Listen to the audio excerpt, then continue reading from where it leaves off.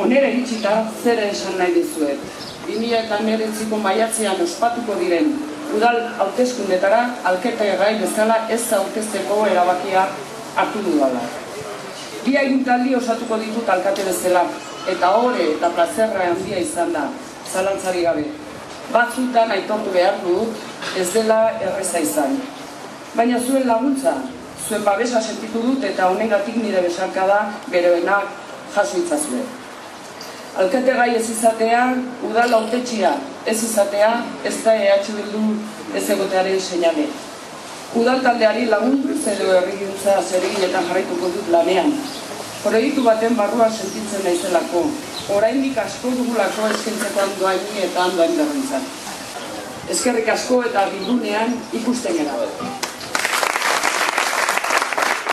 8 urte hauetan gauza asko pasatu dira, berak ere esan du, nahi gabe batzuk izan ditugu, baina baita poz asko ere.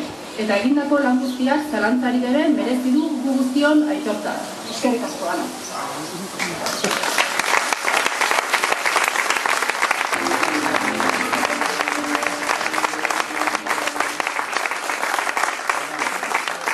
Eguno guztioi, bi musu horiek Anak Arrederi egin duen lanagatik, danok batera egin duzuen lanagatik, baina orain baino lehenago ere esan izan dute, bidea erakusteagatik ere bai.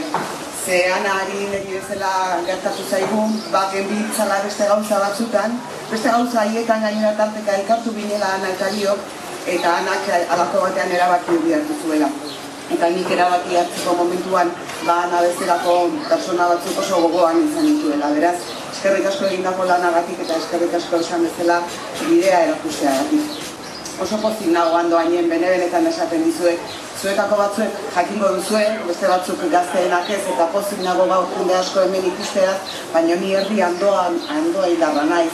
Jesus bete nahiuan biloba andoainen sortu zen maitasun historio baten ondorena, maitasun historia asko bezala oso alderdi gozoak izan dituena eta alderdi latzak ere izan zituena, baina oraindik ere irauten duen maitasun historio baten ondorena naiz.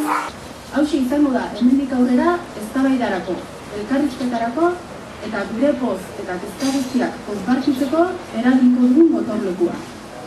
Hemen landuko ditugu Andoaingo herriari, Gipuzkoari eta Euskal Herriari eskaini ahal eta nahi dizkiogun ideiak eta proiektuak.